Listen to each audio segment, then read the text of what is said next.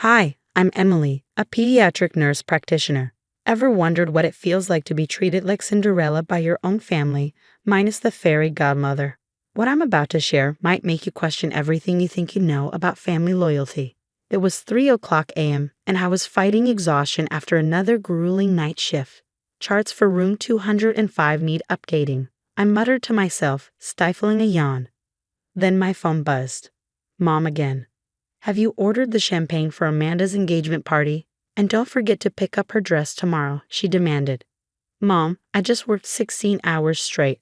Can't Amanda handle her own errands? Don't be selfish, Emily. This is your sister's big moment. Not everyone can own an art gallery by 25. Right? The art gallery our parents dumped $200,000 into while I worked night shifts, changing bedpans to pay for nursing school. The same parents who drained my college fund to pay for Amanda's first wedding. To some Miami con artists. Maya, my best friend, popped her head into the break room. Girl, you look dead. Another Amanda emergency. When isn't it? I groaned. Remember when she got that $500 prom dress while I wore her old homecoming gown? The one with the wine stain.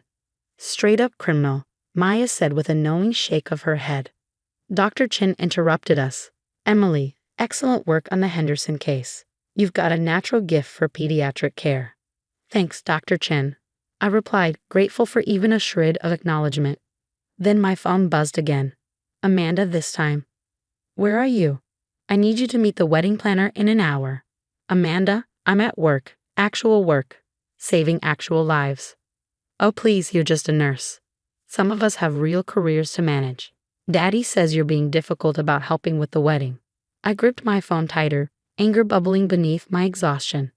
Maybe it's because I'm working doubles to pay off my student loans while you play artists with their money. Mrs. Peterson, the grandmother of one of my patients, overheard me as she visited the ward. Emily dear, I couldn't help but notice how dedicated you are to these children. James mentioned you're helping with the wedding. Helping? More like being forced to serve. Serve? But you're the bride's sister. My phone pinged again. A text from Mom. Don't forget to help the caterers set up tomorrow, and wear something presentable. Amanda doesn't want you embarrassing her in front of James's family. As I stared at my reflection in the hospital window, scrubs wrinkled, hair falling out of my messy bun, I felt something inside me snap. I was done. Their perfect little family dynamic was about to crumble, and Amanda's wedding, it would be the catalyst. They wanted me to serve at this wedding? Oh, I'd serve them something all right. A cold dish called karma. The next morning, I dragged myself into the bridal shop after another sleepless night. Amanda stood on a pedestal draped in a $15,000 designer gown, while Mom fawned over her. Finally, where have you been? These alterations won't handle themselves, Amanda snapped. Sorry, I was busy saving a 4-year-old from respiratory failure. Oh please, anyone can hand out band-aids and take temperatures, she smirked, adjusting her veil. That's right, honey, Mom chimed in. Real success is owning your own business, like Amanda's gallery. The seamstress looked uncomfortable as she pinned Amanda's hem. I bit my tongue, recalling the night I discovered the truth about my missing college fund. $80,000, gone, transferred to cover Amanda's first failed marriage. Speaking of money, Amanda chirped, James's cousin Emma is coming to the rehearsal dinner. She's some big shot at Metropolitan Hospital. My stomach twisted. Emma Wilson, the woman whose son I'd resuscitated last month. The rehearsal dinner was worse than I'd imagined. Dad stood, glass in hand, to make a toast. And a special thanks to my eldest, Emily, who will be helping our catering staff tonight. The room fell silent. Emma Wilson's fork clattered against her plate. Emily, the nurse practitioner who saved my Tommy's life? She's your daughter. Mom quickly plastered on a tight smile. Oh, Emily just loves helping out. Always happy to serve, aren't you, dear? I stood frozen, balancing a tray of appetizers. My white nursing shoes peeked out from under the black server's apron they forced me to wear. That's our Emily, Amanda said loudly, her laugh cutting through the room. Always playing servant. I guess some people just know their place. Emma pushed back her chair and stood abruptly. Their place? This woman performed CPR on my son for 6 minutes until his heart started beating again. She worked a double shift to monitor him personally. The room erupted into whispers. James's mother, Mrs. Peterson, stared at my parents in undisguised shock. I retreated to the kitchen, my hands trembling, only to hear Mom and Amanda's voices around the corner. "Can you believe Emma? Making such a scene, as if running around with a stethoscope makes someone special," Amanda sneered. "I know, darling, but we had to invite the hospital crowd." James's family insisted, Mom replied. "Just think, after tomorrow's wedding, you'll never have to acknowledge your sister's embarrassing little career again." The tray slipped from my hands, shattering against the marble floor. As I stared at the broken shards, something inside me chattered too. The perfect facade they'd built was about to crumble. And I had the perfect plan. Tomorrow's wedding wouldn't just be Amanda's big day, it would be the day I showed them who I really was. Trust me, they weren't going to like it. The wedding day dawned bright over the country club.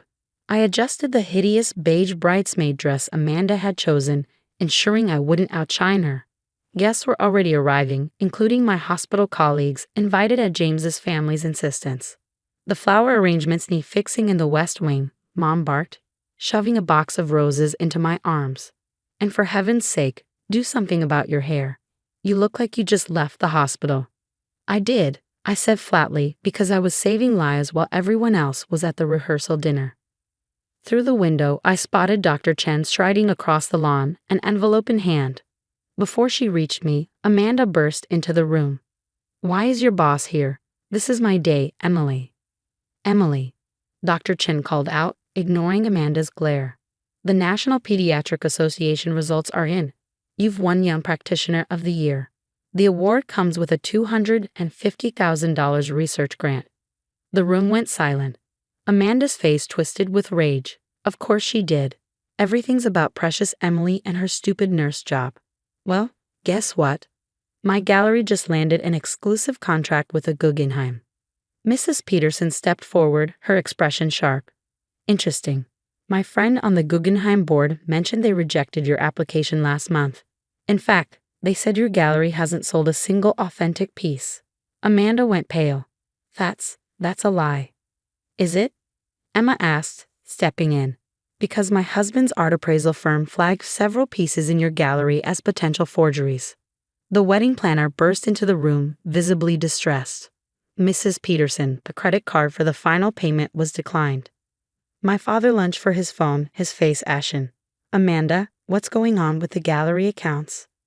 "Nothing. I just needed to move some money around," Amanda stammered. "The investments weren't paying off as quickly as." "Investments?" James appeared in the doorway, his expression cold. "You told me the gallery was profitable." Mom tried to intervene. "James, darling, all new businesses have growing pains. Emily, stop standing there and help fix this mess." Dr. Chen's voice cut through the chaos. "Like she fixed Tommy Wilson's heart when it stopped. Like she fixes children's lives every day while you treat her like hired help." The room erupted. One by one, my hospital colleagues stood, sharing stories of my dedication and skill. Mrs. Peterson revealed Amanda's attempts to bribe her son's real estate firm into falsifying gallery valuations. Through it all, I stood silent, watching their perfect world crumble. Years of lies, manipulation, and cruelty laid bare under the harsh light of truth. "This wedding is over," James announced, removing his tie. "And so is our engagement." As Amanda collapsed into theatrical sobs, I felt an overwhelming calm. This wasn't the end. It was just the beginning of their downfall. 6 months later, I sat in my new office at Metropolitan Children's Hospital, the Young Practitioner of the Year award framed on my wall. The morning paper lay on my desk. The headline read, "Local Art Gallery Owner Faces Fraud Charges. Prominent Family's Reputation in Ruins." My phone buzzed. Another voicemail from Mom. "Emily, please, we need to talk. The bank is foreclosing on the house. Your father's partners are pushing him out of the firm. Can't you tell the investigators it was all a misunderstanding?" I deleted the message without responding. The investigation had revealed Amanda's gallery was a massive fraud scheme. Every exclusive piece was a forgery, and my parents had helped her fake the books to secure loans. "Your 9 o'clock is here," my assistant announced. Mrs. Peterson and Emma entered, both now regular fixtures in my life. Emma, as the hospital administrator, had championed the new pediatric wing. My promotion to head of pediatric care had just been announced. with Mrs. Peterson's charitable foundation funding our department's expansion. As I admired the plans for the new wing, Emma handed me a newspaper, her lips curling into a smirk. Have you seen this? Amanda tried to flee to Miami. The FBI caught her at the airport. Karma's a fascinating thing, Mrs. Peterson added with a knowing smile. James sends his regards either way. His real estate firm is thriving without your family's toxic influence.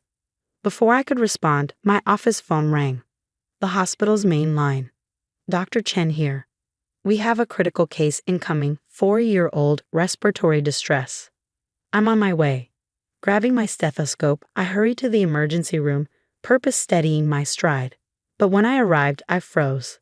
The patient was my cousin's daughter. My aunt stood beside her, tears streaming down her face. Emily, please, she begged. I know we've all treated you horribly, but she can't breathe. Her words pierced me, but I didn't hesitate. Professionalism took over as I focused on stabilizing her daughter. Hours later, the crisis passed. The child lay peacefully asleep, her breathing even. Thank you, my aunt whispered. Your mother, she's having a breakdown. The scandal, the financial ruin. She keeps saying she deserves it for how she treated you. She does deserve it, I replied, my tone calm and even. But that little girl didn't. That's the difference between them and me. That evening, Maya hosted a dinner party to celebrate my department's expansion. My real family surrounded me, Dr. Chen, Emma, Mrs. Peterson, and colleagues who had stood by me. To karma, justice, and choosing your own family, Dr. Chen said, raising her glass in a toast. As laughter and warmth filled the room, my phone buzzed one last time. Amanda's name lit up the screen, her call coming from jail. Without hesitation, I declined and turned off my phone. You know, Mrs. Peterson mused, swirling her glass of wine, sometimes the best revenge isn't about getting even. It's about rising so far above them, they can't touch you anymore. I looked around at the people who valued me for who I was, not what I could do for them. My parents had lost everything, their money, reputation, and social standing. Meanwhile, I had gained a life built on integrity and love. To real family, I said, raising my glass. As we celebrated, I felt no guilt, no regret. My parents had chosen their path, and I had chosen mine. The servant girl they had tried to break had become the success they only pretended to be. That was the sweetest justice of all. What about you? Have you ever faced the choice between forgiving toxic family members or cutting them off for your own peace? Emily chose to walk away, even after their downfall and attempts at reconciliation. If you were in her shoes, would you have given them another chance, or maintained firm boundaries like she did? How far should someone go to pursue justice against family members who have wronged them? Does complete separation truly heal, or does it leave wounds that never fully close? Share your thoughts in the comments below. Your experiences might help others navigate similar struggles with toxic family dynamics. If this story resonated with you, don't forget to like, subscribe, and hit that notification bell for more real stories about standing up to toxic relationships and finding your true worth.